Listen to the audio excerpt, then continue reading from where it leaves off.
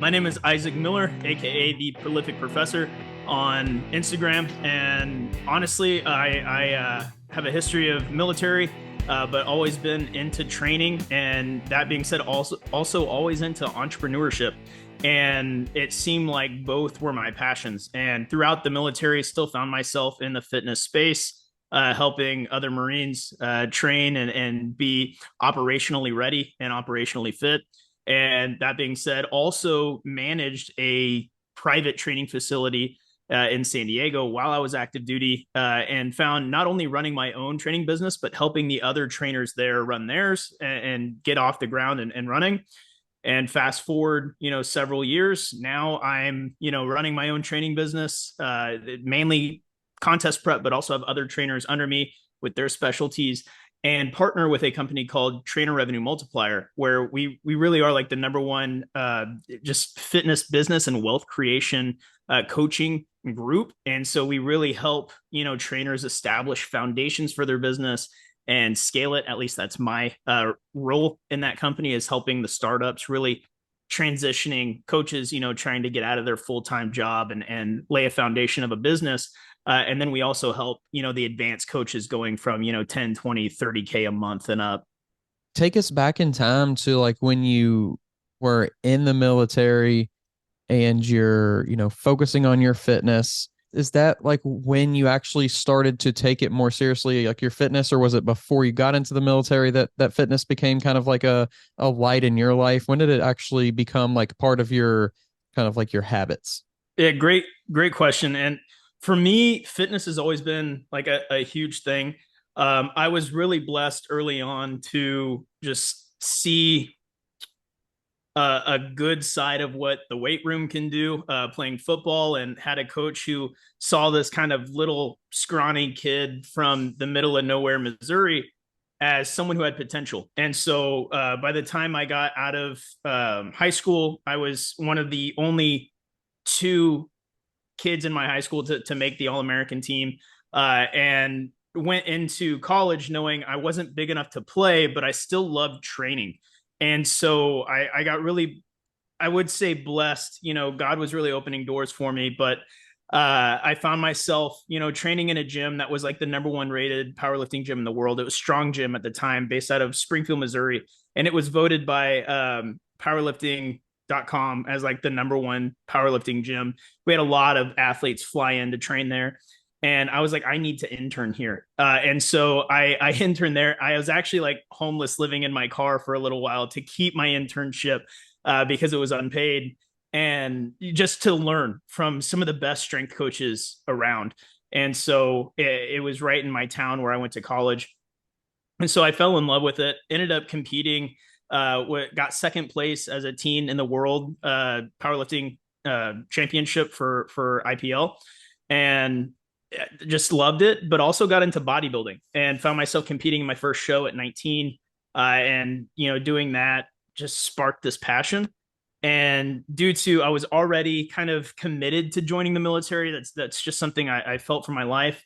I just had that longing to serve, but also kind of being tired of living in my car.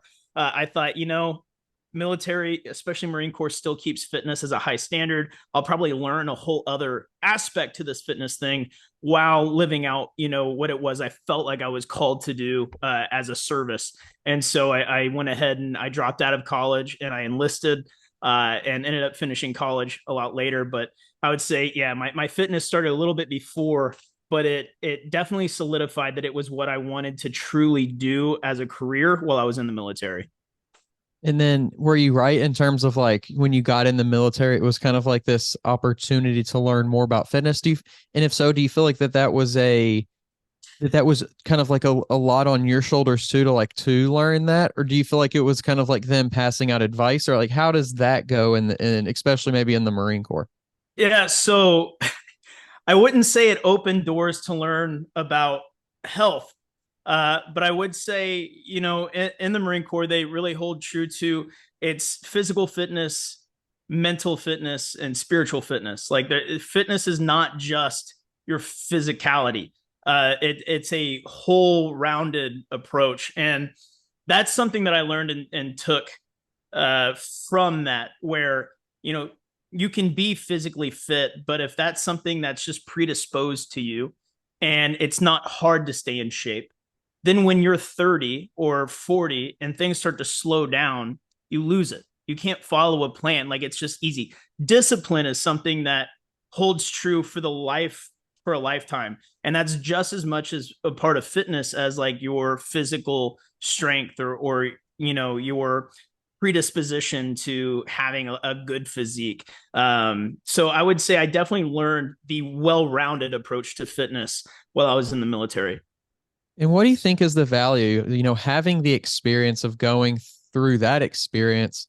What do you feel like is the value to uh, what do you think is the value to like going through the physical rigors and the mental rigors, even though they might not be seen as like the most healthy, like it's not the healthiest of protocols, but we're going through this for a reason. What do you feel like is for you, or for maybe just an overreaching purpose? Like, what do you think that serves? And do you think that many more people could benefit from that same kind of like doing something just for the sake of almost figuring out if you can do it? Yeah, it's taking health aside, because as you know, just from my what I preach on social media, health is a big priority for me. And taking health aside, I think there's something really important as to accomplishing something that is completely outside of the boundaries of your comfort zone. And there's one thing to be like, oh, get yourself out of your comfort zone. I mean, like, extremely outside of it. And really, just submersing yourself in something that causes you to wake up, live out, and go to sleep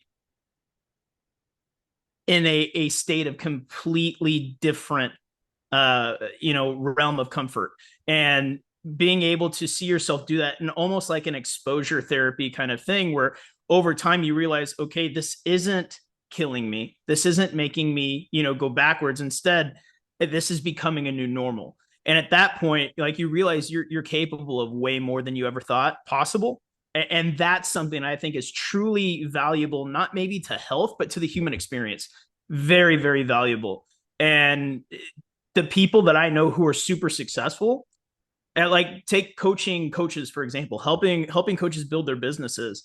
The ones that I've realized stick to the plan and see the fastest progress, but also sustain that progress with their business, have been competitors. Like, people who've gone through preps, who know the suck of contest prep and actually like do well and win their shows. They're the ones who stick to a plan, do the uncomfortable things, do the small decisions that make big changes. It's really unsexy work that makes really substantially large differences in our businesses and our lives. The people who do that well are ones who have lived outside of their comfort zone. Yeah. I think when you have a willingness to like know that it's going to suck, and you're still like, okay, I recognize that, but I still know the benefits of what's going to happen afterwards. I don't know if there is like if there's less people now that are willing to do that or not, but it does seem like that there's less of like a cultural push to do that now, for sure. Whether that's still within the human spirit, I think it is, but I don't know if we're like actively creating that kind of person anymore, which is interesting to kind of to think of whenever you want people to be strong. You want people to be, not, when I say strong physically, mentally, all kinds of different ways of strong. You want people to be resourceful. You want people to be in any number of positive attributes, yet we're not like following any specific formula to help people get there anymore. Oh, absolutely. I don't know. I don't want to be like that person that's just like, oh, people are getting weak, but at the same time, I think we as consumers, we run off, and I just human nature in general runs off of certain chemical and neurochemical balances, changes, the dopaminergic system. And if you're a human lab, you probably have heard that term. But at a fundamental level, it drives our processes as consumers. And we live in a society now where we can go turn on Netflix and get all of the emotions as these, high level CEOs. And you finish watching, binge watching a series on Netflix, and you're as exhausted as someone who's actually running those companies. And it's because we've tricked our brains into believing we can live out these lives without actually leaving our living rooms. And that, I think, is kind of decaying what it means to actually go out and do the work. We can just watch other people do it, and being that close to the action, and feel the anxiety of a chef in the kitchen without actually being a chef in the kitchen. And it's why those things are so fun to watch and get sucked into. But at the same time, I feel like we as a society need to pull ourselves back to reality. And if each one of us can make that conscious decision to be like, I'm going to actually be the person in those things that I'm watching and not just the consumer of it, then I can make a better society for myself, for the people around me. I can be that change. And if we all decided to actively kind of take that part in that role, we would see that shift. And so I do think you're right. I think there is a longing to do that in everybody, a longing to be that. But I think we've allowed the industry, the big industries, to tap into that longing and create more consumers. It's similar to what you said about, when you were in the military, and it's like you don't notice that you're exposing yourself very slowly to these challenges, but then when, on day 30, you don't it's not 30 times harder, but maybe you can do, 30 times the work or whatever that, would be. And I think it's similar in a reverse way too. We've started to, slowly integrate these comforts into our lives. And now, one was fine, two was fine, but now it's 2023 and we have, 414 comforts a day. And now we don't even know how to live without those. Yeah, yeah, exactly. And we always have to be able to look at the macro too and see that, like, what difficulties we face right now won't be difficult in a month or 2 months or 3 months or a year. It At some point, the difficulties that we find now will be relatively easy. And if we do things right, there will be a new set of difficulties waiting for us. But the thing is, like, if we all just understand, if I do this hard work now, like when I joined the military, and if any military listeners are watching this or listening, you'll get a laugh out of this.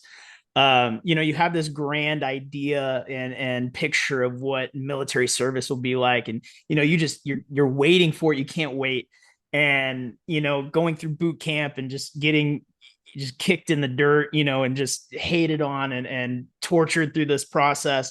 And then you're just, oh man, I'm going to get to my job. I'm going to do what it is that I signed up to do. Next thing you know, you're filling sandbags for 2 weeks straight for no reason at all. Like you fill up 500 sandbags, and they say, move them, a half mile that way and stage them up in this thing. And then they come over, check it, like, we liked it over where it was before. Go ahead and pick it. And doing that for 2 weeks straight. You're just thinking, like, why? What is the point of this? There's zero point. And eventually being able to maneuver and do things, and also just embrace the suck. Like, I might not understand what's going on right now. And honestly, to this day, I don't really know why they made us fill sand. I think someone was just angry and wanted to do that. But me as a person, I was able to take away the fact that, like, this sucks, but I'm getting paid for it, so I don't really care. Like, it's a job. And nowadays, too many people, especially in entrepreneurship, they embrace that. They hit that first suck, and they can't just embrace it and ride it through. And it's the same level with people who, battle anxiety really bad. They can't just, myself included, I used to not be able to just sit with it, let it flow through. And once it's, flowing through, you can kind of see, okay, this is what actually triggered it. It's not as bad as I thought it was. We can move forward. And too many people, they hit that first part of the hardship in their business. Maybe it's gaining, their first 5 clients. Maybe it's finding a new lead gen source. Maybe it's actually understanding their market. But they get so overwhelmed by that first trouble that they just quit, and they can't allow it to actually suck. And that part is so necessary, so important to the development as a coach, as an entrepreneur, as a human, you need that like sucking experience, like that time where everything's just really crappy. Because that's what makes you learn, adapt, grow, and understand that you can accomplish things if you just sit back and allow yourself to process and not just keep trying to force things through that aren't going to work.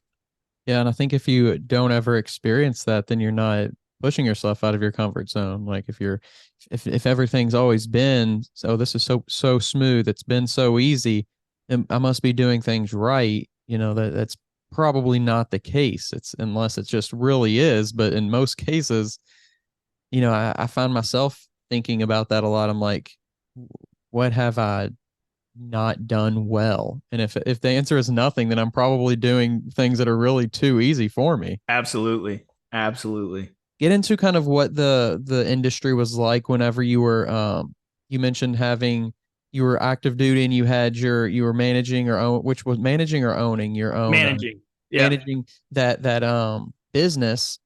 What was the industry like then, and what do you feel like you kind of took from then, and like the lesson that you learned, and kind of how things, even though they were different, how they still kind of apply today? I think the industry itself was in this first shift of influencer fitness, like that being a subset of the industry is being like a fitness influencer. And I also say that from the perspective of somebody who at the time was living in San Diego. So it was really the influencer side of the industry as well. And so from my perspective, it was very much so how can we utilize social media? How can we, tap into influencer networks? How can we build our following? Like that was a big part of it. And it was great in terms of it helped with marketing the facility because we were able to tap into networks of influencers, which then brought, more leads. But at the same time, those influencers were struggling to actually gain their own qualified leads. And so for me, I couldn't rack my mind around it. And so I was thinking maybe it was just the product, maybe it was, their coaching philosophy and really trying to help them establish knowledge.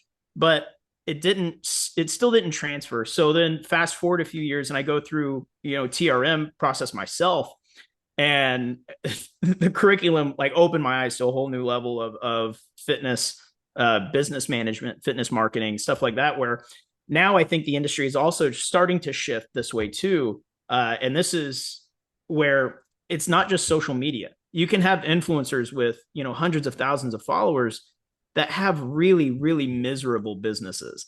And not only are they, struggling to fill their roster, they're also like drowning in time equity because they're spending so much time on what I would say are the low leverage things if they're looking at business as an actual, like looking at the model of it. And so it really came into, okay, we can't think about our following. We have to think about the impact we're actually making, the market we're speaking to and how we're speaking to them, and also your physical network. Like if you work in a facility, look at the 10-mile radius around that facility. There's probably hundreds of businesses that all have networks that you can tap into if you bring the right person at that facility amazing value and actually impact one person and open up a network of hundreds. And so that's really where I started to see the business side of things in my mind, and especially with our company start to shift. And then with the kind of personal shift of the industry, something that I run the Prolific PT Academy mentorship for is the shift into understanding longevity, understanding the importance of a holistic approach.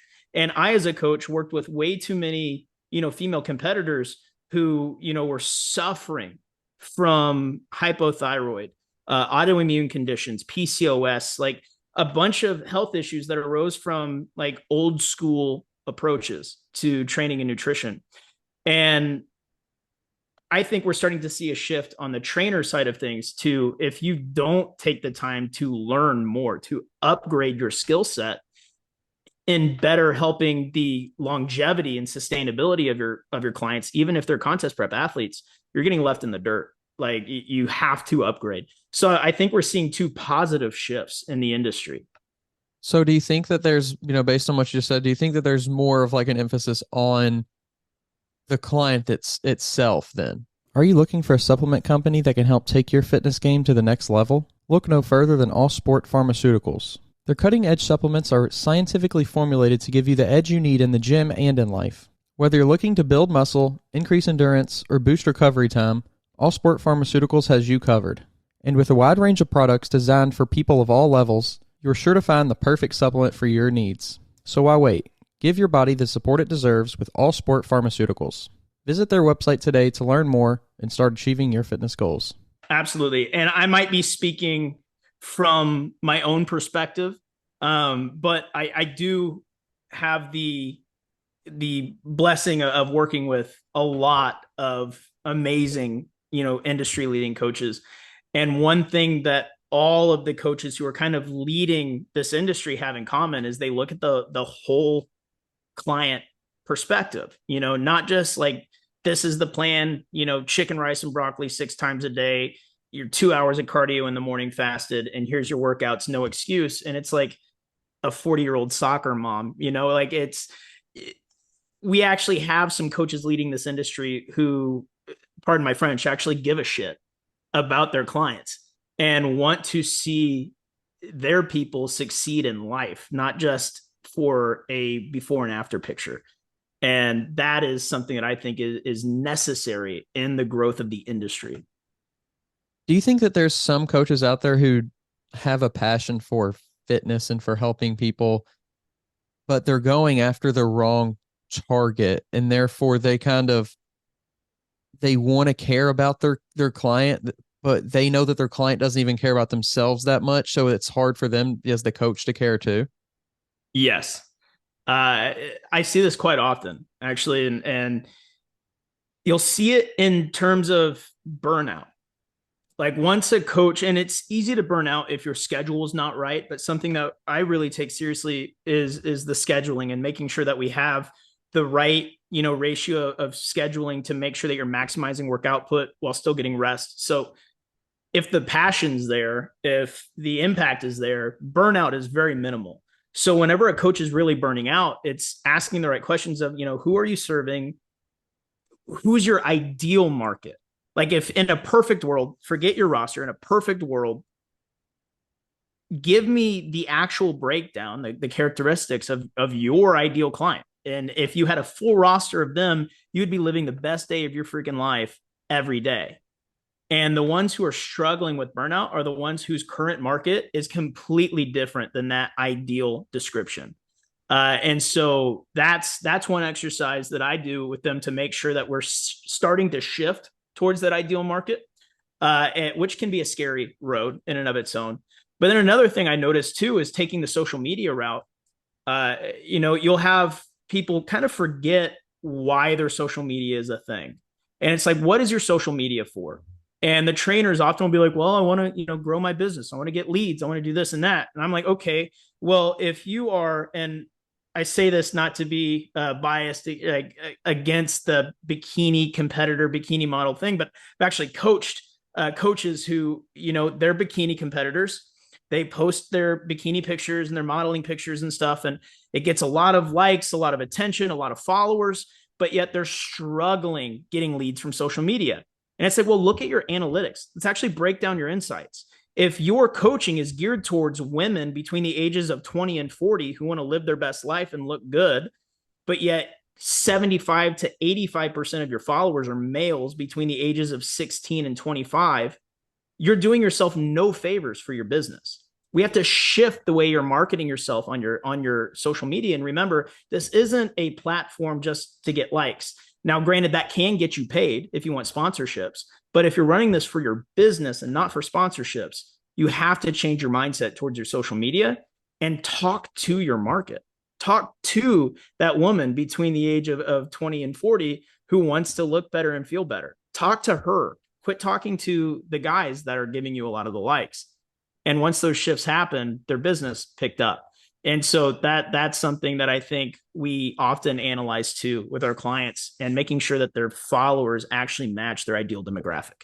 Fitness, it's so predicated around, especially on like Instagram, it's so predicated around what things look like, that we forget that it should be more of like a feeling too. And I think if you can somehow portray that feeling onto your target audience, who you want to actually be talking to, that can be just as, if not probably more valuable than what things look like. 100%. And we can even take that and apply it to the client experience. At a foundational level, 90% of fitness coaches, we do the same thing. We give nutritional advice or plans, we give training programs or training advice and mindset. And some of us might have things like labs and hormone things and specialties, but at a base level, we're all helping with training, nutrition, and mindset, pretty much. And the differentiator between businesses is the client experience. If you can put yourself in the client's perspective and really live out your lifespan of a client from, first contact, whether that's on social media or, DMs or phone or email event, a live event, something like that, from that moment all the way to the consult, to the onboarding, to the program fulfillment, the nurturing, and even to them leaving your team. If you can think that through, what does this experience look like as if I were my own client? And then make that as extremely life-changing as possible for that person, and the way that you feel like they would walk away being like, that was the best decision I ever made. And at that point, we can systemize it to make it easier for the coach. Too many coaches, they get that flip. They want to make a system that's easy for them and then make that flavorful for the client. Like, no, quit doing that. Make it amazing for the client and then systemize it to make it easy for you. And at that point, if you can make that client experience just amazing, even from the DMs, and actually creating a connection, building rapport, having an understanding of their whole life, and not just telling them, trust the plan, but giving them a reason to trust the plan. Like, all of these things play a huge role. And you'll see client retention go up, client fulfillment go up, clients sticking to the plan, clients bringing you referrals. Like, all of those things will build because you actually care and you give that just a little bit of special attention to your client. And you'll also realize when that client experience goes up, so does your value. And eventually you'll have, a roster full of clients saying, hey, I think you're undercharging yourself because you're a really good coach. You've changed my life. And that actually happens. And there's some people here who are like, oh, I don't think anyone would actually say, hey, you're too cheap. No, it does happen. Whenever they know that you genuinely care, they will tell you, I would pay more for this. How do you feel that people, especially kind of just getting into the industry, into the coaching industry, do you think that there's like a big concern for those new coaches about number of clients to take on? How many people should I have? Is this too many? Can I still add people on? How does that kind of manifest in a lot of ways?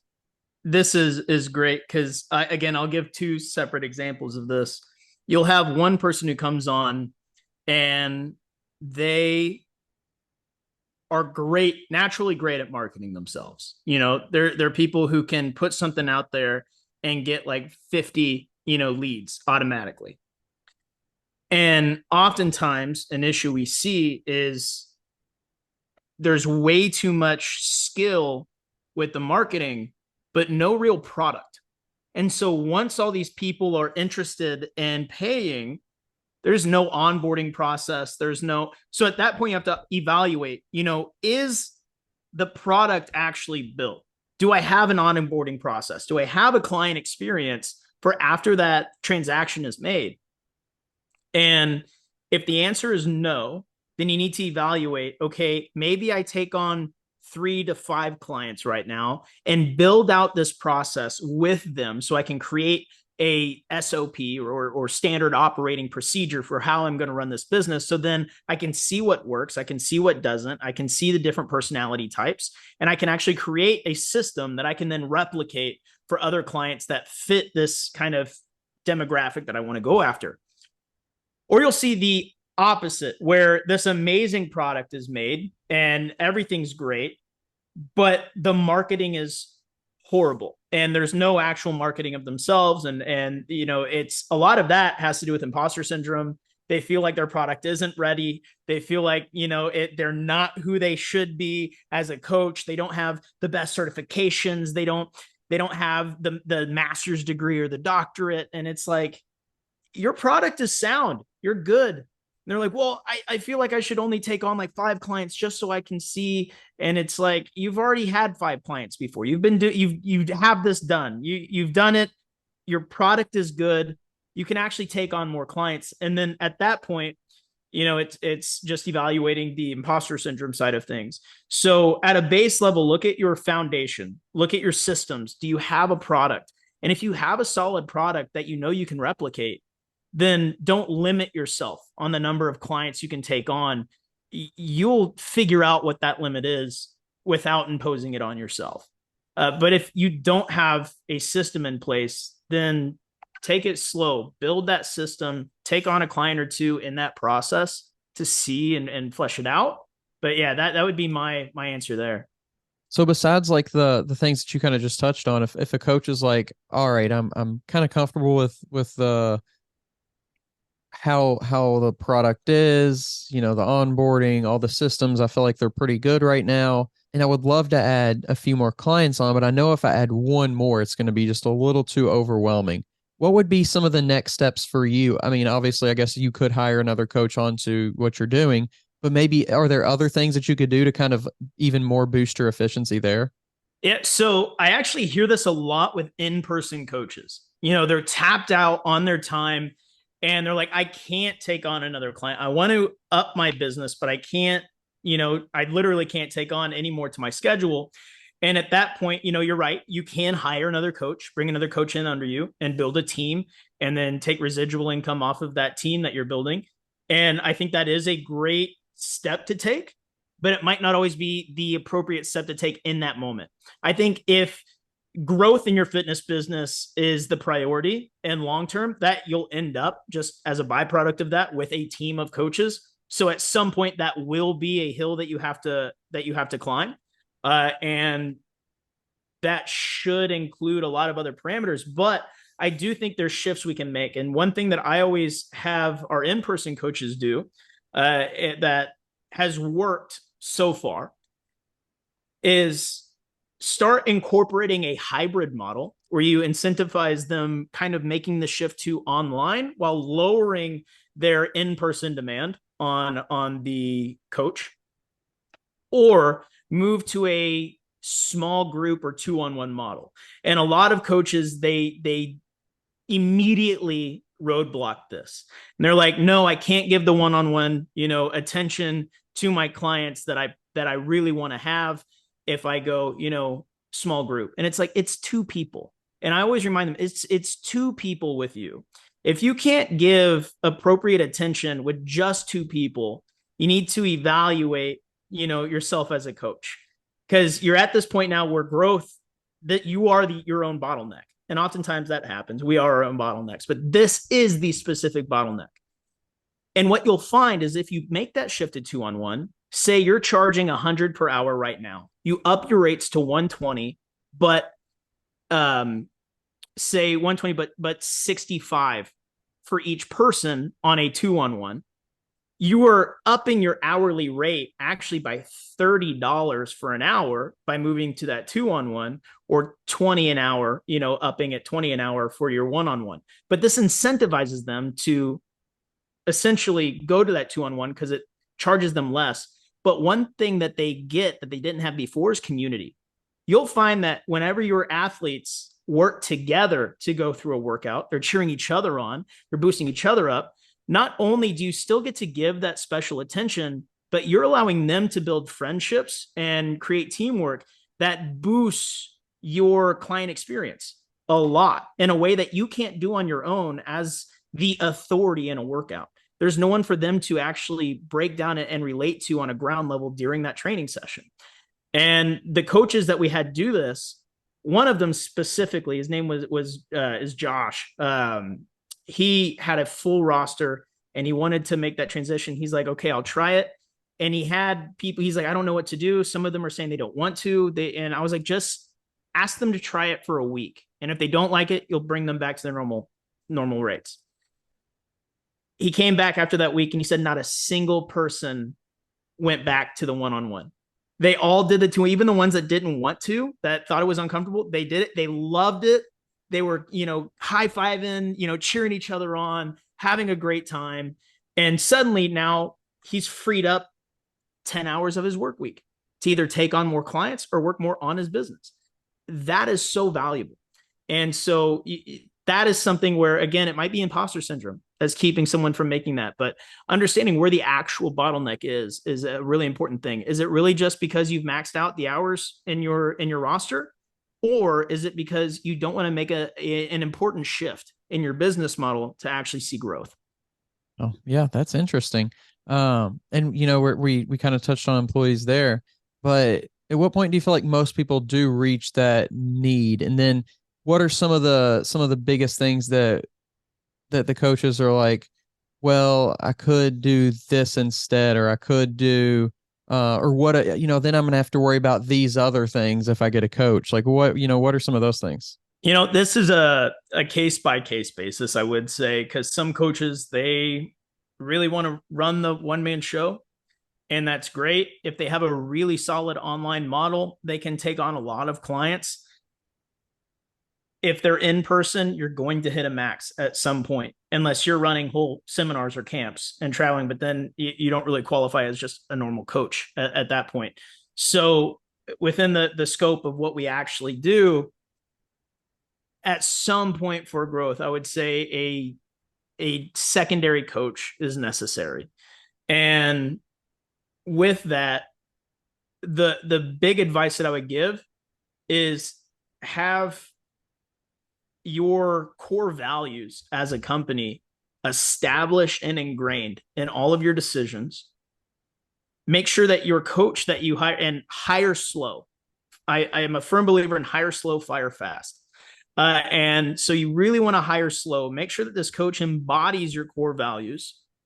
And don't take that decision lightly, because I did this once. I took that decision pretty lightly and, started handing off clients to this person without actually doing a good, thorough onboarding with them. And next thing I knew, he had like 6 clients that were having a horrible experience. 2 of them wanted to quit. Some wanted a refund. I had to take all of them back. And nothing against him. He was going through some personal stuff, but I didn't take that time to really vet him to make sure he was ready. And you really want to make sure that the person you're looking at hiring is truly ready. And a good way of doing that is also having a type of proprietary system, like a way that you coach, that you can teach this person and have them, it makes it more simple for them to run through this process with clients. It works, you've done it before, and it allows a fluid and smooth client experience that stays consistent no matter who it is that is coaching. That's another big thing. Kind of along those same lines of like client satisfaction and things. What role do you feel like in-house surveys play in regards to making sure that a client can kind of speak their mind, or maybe even in an anonymous way, or just things like that? That's a great question, a really great question. And I think it comes down to how you portray yourself. A lot of people in the fitness industry, we also, I think, take it upon ourselves to be this like hardened fitness influencer, motivational. And oftentimes we put ourselves in too much of an authority position, which is necessary. You need to be an authority to have people follow a plan. But at the same time, you have to give them the culture and environment that makes them comfortable enough to tell you when they need something. If they're not comfortable talking to you, you're never going to have the opportunity to enhance your client experience because everyone's just going to lie to you and say your experience is good. Like, it's great. Thank you. And that's the base level of communication. If like, and when I do onboarding, I let people know, and I kind of break the ice this way too, of like, I'm a coach that I enjoy. I don't do this job because of the money, though that is a secondary, thing of it. But I do this job because it's intellectually stimulating. I love coaching. And so I want you to ask me questions. It doesn't matter what the question is. This is all new to you. You're not going to, I don't expect you to know all of this. So if you have any question, even if it's a dumb question, quote unquote, please ask it, because if you don't, I get bored. And when I get bored, I start tinkering around in the house and break things. And then my wife gets mad, right? So keep my wife from getting mad. Ask me questions. I need it. And I remember, and I remind them of that on the check-ins. Whenever I do a response to their check-in, I say, if you have any questions, please don't hesitate to reach out. Let me know. And if you have anything that you need to make this easier for you as a process so that you can stick to this plan, please let me know. And then as I go through every quarter or so, I take a handful of my clients and I send them a questionnaire that asks them about, their experience so far. If there's anything that they would enjoy added to the program that would make the experience better. If there's anything that is in their programming right now that they find that's not conducive to progress, or that they find, not as useful. And I take that feedback and I kind of look and I see if there's any trends. And if there's a trend of like 3 or more that say a similar thing, I, at that point, no matter how I feel, have to take that as okay, this needs to shift, this needs to change to make it better for my client. Gotcha. Yeah. And then what about in terms of communication too? Because I think there's so many different perspectives on, like, my client needs to be able to contact me anytime, or I need, I get this day off, or between these hours. Like, is there an SOP that you kind of recommend typically, or is it just kind of based on that relationship that someone wants to set up, or how's that work? This podcast is sponsored by Smoking Gun Coffee, a veteran-owned coffee company that strives to give back to those in need. Don't forget to use code TWR10 for a 10% discount at checkout. Looking for a supplement company that's as serious about your fitness goals as you are? All Sport Pharmaceuticals is here to help. Their top-of-the-line supplements are designed to help you get the most out of every workout with ingredients that have been scientifically proven to enhance performance and recovery. Whether you're a seasoned athlete or just starting out on your fitness journey, All Sport Pharmaceuticals has the perfect supplements to help you achieve your goals. Plus, with their commitment to quality and safety, you can trust that you're getting a product that's both effective and reliable. So what are you waiting for? Take your fitness game to the next level with All Sport Pharmaceuticals. Visit the website today to learn more. Yeah. So again, another great question. And I would say this goes towards sustainability. If you're someone who gives 24-hour, 7-day-a-week access to your clients to be at their every beck and call, and you have that as a base, level of communication for all of your roster, then you will not sustain. Like, you're just from a hormonal standpoint, every time your phone buzzes, you're going to have this cortisol spike that you need to, and this, stress response that's screaming at you to make sure that you're fulfilling that client's needs. Or at the other end of that, you slowly burn out and you quit caring when that phone buzzes, and then you're not fulfilling that client experience and your clients leave, right? So you have to think sustainability. That doesn't mean you shouldn't give 24/7 access, but that should be a higher tiered price point reserved for clients who absolutely need that level of handholding. Otherwise, I myself say, like, feel free to message me. I typically take weekends off that I spend with my family. I'm a father, I'm a husband. Like, that's important to me. But I do have 3 times throughout the day that I check, alarm goes off and I go and I check my messages and I respond back. So if you have a question and it's not the weekend, you're not going to go 24 hours without hearing from me. But say if you're at the grocery store at 3 and my next time I check my phone is 8:30 p.m., don't get mad at me if I don't respond back about, the macros in your wheat bread. And typically they're very understanding. It takes extremely explicit communication from the very beginning. And this starts with onboarding. And too many trainers, they're afraid to have those hard conversations because they think it'll turn off, the clients. But in reality, it actually boosts the client experience because now they have clear parameters. They know the rules, and it boosts your authority, your perceived authority, because now they have this standard of communication that they're comfortable with. They understand what they can and can't do. There's no, blurry lines that they don't know if they can cross or not. And it also establishes that you are someone who prioritizes them and prioritizes your health, so that whoever they're putting their money and their life into the coach's hands, they know that coach is actually going to be able to keep up with it and going to take it seriously and responsibly. I, as a consumer, I don't look at, other businesses or companies and assume that I know how they run their business or their company. And so at the same level, I think whenever we can express ourselves to our clients as professionals, and this is something where I'm a very firm believer that we need to bring professionalism back to the health and fitness industry. And when we present ourselves as professionals, suddenly we're not looked at as just the trainer down the street or, the fitness influencer on social media. We're looked at as a professional business. And so when people see our posts or our content, suddenly, they're not having that frame of thought of like, oh, they're free enough to post, but they can't talk to me. Instead, they know the boundaries of the communication. It's already been set.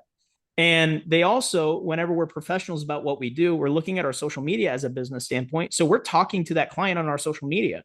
Part of my perceived value of my coaching is that my social media, though I don't have, 10,000, 20,000 followers I do have, I explicitly talk to. I'm making content that answers their questions. So when a client sees my post, they resonate with it. So they're not going to have that mind frame or that thought process of like, oh, why isn't he messaging them back? Instead, they're looking at that post and thinking, oh, I'm going to write this down, or I'm going to save that post because it's something I can use later. And it helps. So again, it comes down to client experience. And part of that client experience is being a professional and running a legitimate company and not running your business as if you are a person who just enjoys fitness and this is a side hustle. Right. No, I think that's a very good point to make. And I think that a lot of times when we get into business, we have these ideas of like, oh, this is going to be my future, and I'm going to build sustainability and financial freedom and all these things, and even, time freedom, and I'm going to be able to do what I want to do when I want to do it.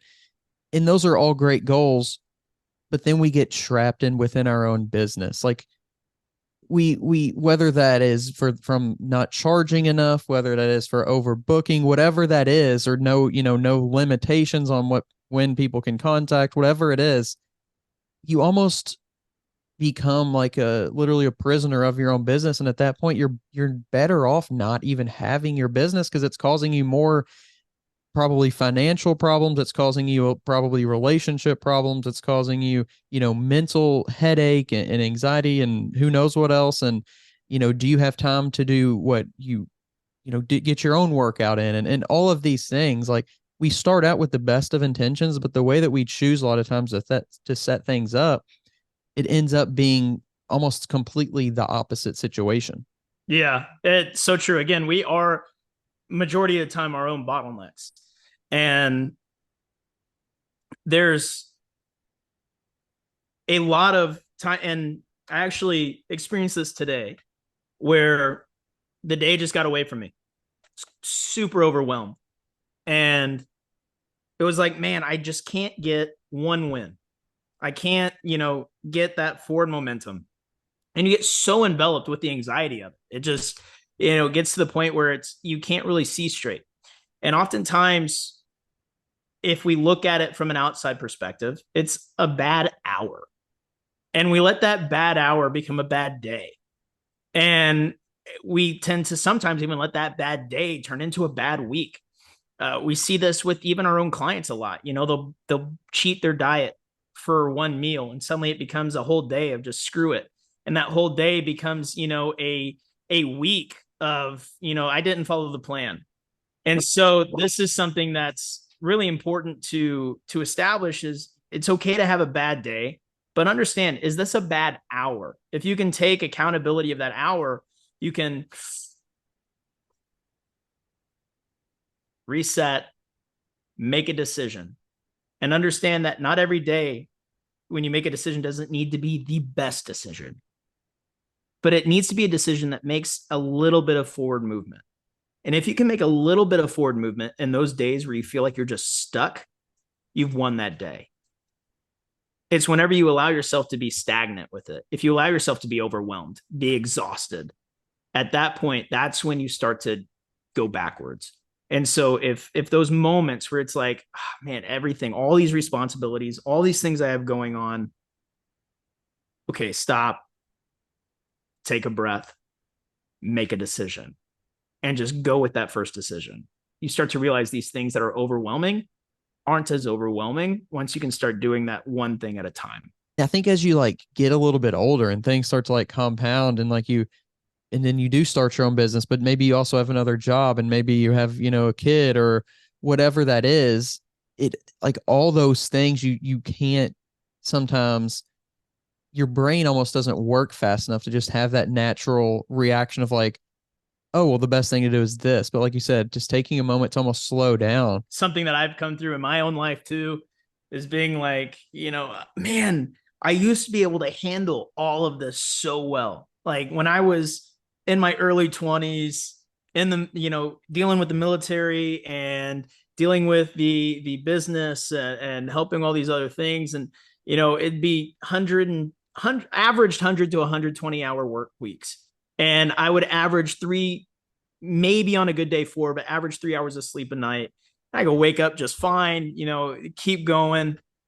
And now, it's completely different. And granted, that lifestyle led me down, chronic autoimmune conditions, a lot of health issues, hormone issues that stemmed from that lifestyle. So it's understandable now to be like, I can't handle that stress, but there's still this psychological factor of like, I'm not the guy I was. And that can be a difficult thing to stomach. And I think this is just universal on anyone who's going through aging, right? We look back and think, oh, man, if only I was that age again. Like, oh, if I could just have that, why can't I handle that anymore? Yeah. And instead of allowing myself to get stuck on that, why can't I have to think of what can I? I can't handle that, but what can I handle? And if I just pick one thing and I hit that one thing, instead of it taking, days to accomplish because I'm trying to juggle it with a lot of other things, it takes me a few hours to accomplish because I'm only dedicated to that one thing. And then you can go to the next and the next. And sure, I might not be able to handle what I was before, but I'm pretty darn close whenever I actually just take it one task at a time instead of trying to juggle, 10 tasks at one time. And I also think part of that too is our risk assessment goes higher. There's more at risk the older we get. And I also think that's something that I value from the experiences I've had where I've taken big risks in the past and some have failed, some have succeeded. And now, like, I'm not, a lot of people, they get too nervous to take the risks. For me, I've been homeless. I've been in really dark times. I've been there, done that kind of thing. So there's a level where I know I can go, but at the same time, I have a wife, I have a daughter, I have a household, I have a farm that I have to upkeep. There's other things. So it's this fine line. But whenever, as we wrap this around to what we talked about at the beginning, if you've allowed yourself to really live outside of your comfort zone and make that, a reality, a consistent reality, you are able to later on in life better make risk assessments so we don't get lost in those, like, okay, I have to do this huge pros cons list of 10 different circumstances and go through all of these risk assessments and different management practices. Instead, you'll only be like, no, I can handle that. All right, take it. No, I can't. Cross it off. Yeah, I can handle that. I can handle that. This one, no, going off later. And you start to chip away, but it's a skill. It's a skill that has to be practiced as we get older and understand that like our brains actually value things way more than they did before. And if you are able to accept that and be like, okay, risk is definitely something that I value now.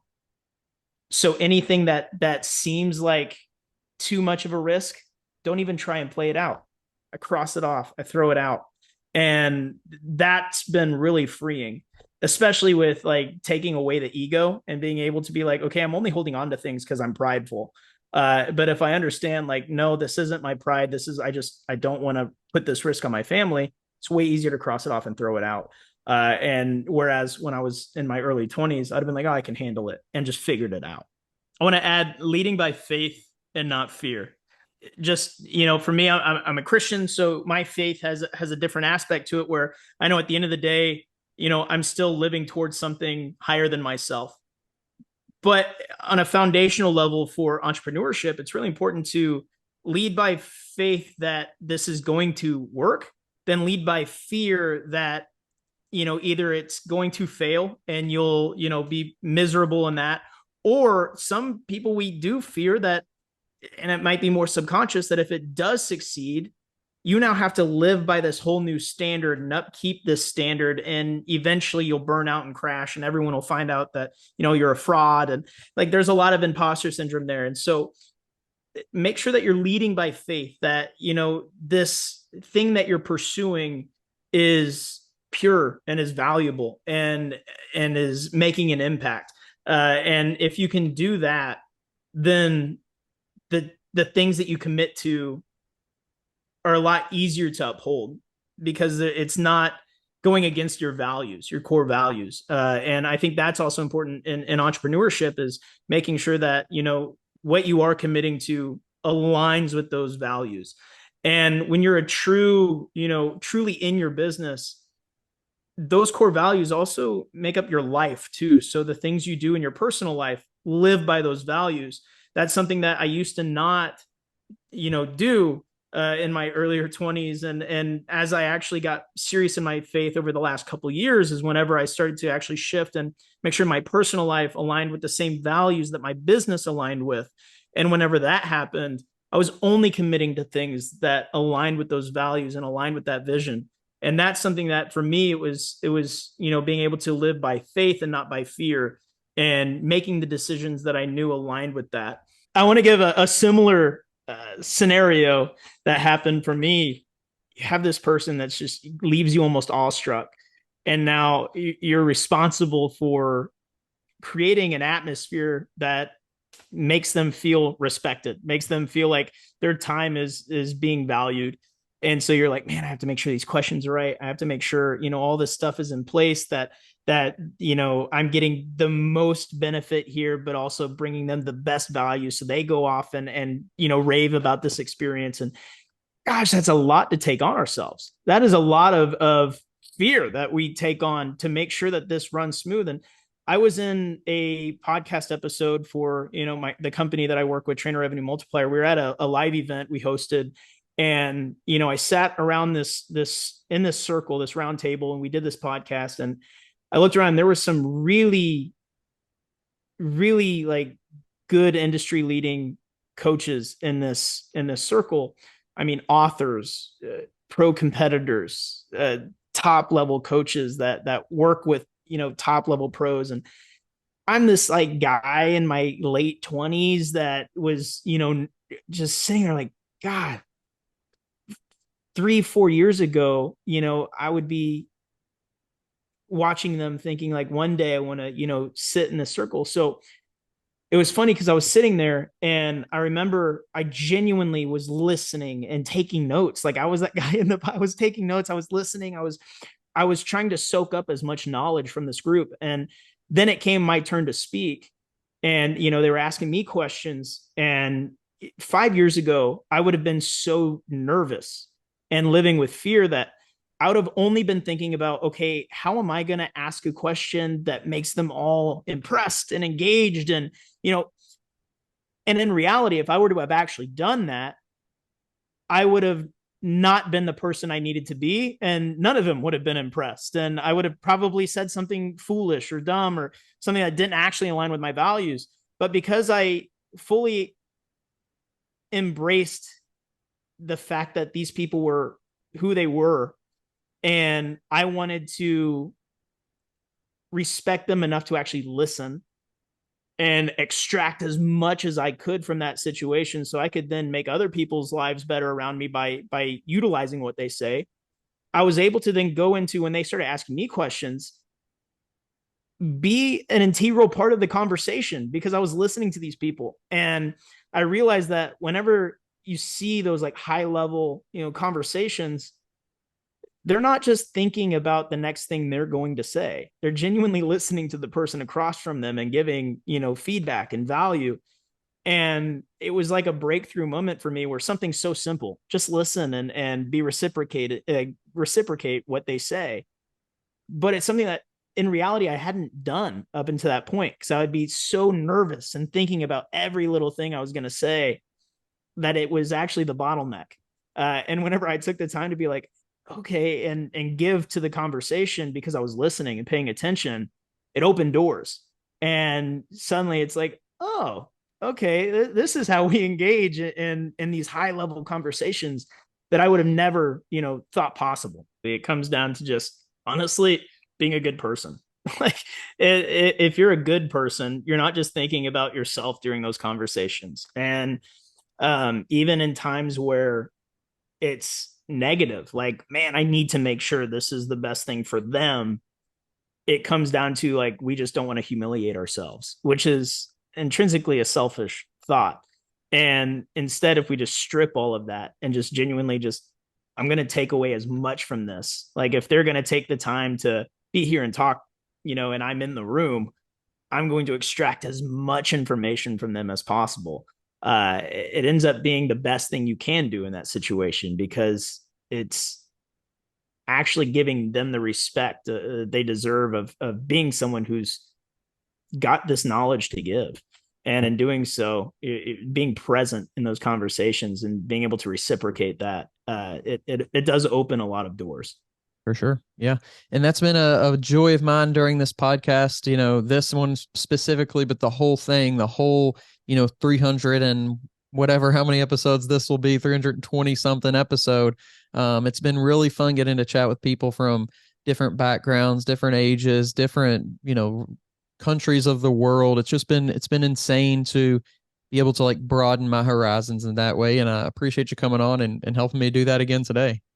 I appreciate, and I'm honored to be a small part of your journey and this podcast. I enjoy it. I listen to it, and I'm sure that everyone who loves this podcast will continue to see it grow. And I mean, hell, I'm excited to see a year from now just how much you can grow it, and it's already pretty great. So thank you for letting me be a part of the journey. Yeah, I appreciate you saying that, and I'm excited as well. Before we head out, if you want to kind of share, your information, social media, website, or whatever, you can go ahead and do that. Yeah. So again, thank you for letting me be on. My name is Isaac Miller, aka the Prolific Professor on Instagram and TikTok, or you can just follow the Prolific PT Academy or the Prolific PT. Those are my two companies. And then Trainer Revenue Multiplier is the business consulting and wealth creation firm that I work with and partner with. So feel free there. And I also have my own channel on the Muscle and Fitness Plus streaming service. They have a new streaming service now that's really focused on, health and wellness and longevity. And as well as they stream all of the main bodybuilding shows and stuff. So if you go on there, it's the Prolific PT Academy channel on Muscle Fitness Plus. But yeah, if you want to reach me, go through social media, through Instagram, or email me at isaac@trainerrevenuemultiplier.com. But other than that, it's been great being on. I appreciate it, and I'm excited to see and pray that people can get some value, extract something from this that they can use to push themselves and their business forward. If you're tired of searching for a coach or trainer, somebody who knows what they're talking about and has experience, make sure you go check out the new Coach's Corner on weightroompodcast.com. You can find quality, qualified coaches to help you achieve your goals whether that's in bodybuilding or just general fitness. Stop wasting time and start achieving your goals today. The link to the Coach's Corner is down in the description below.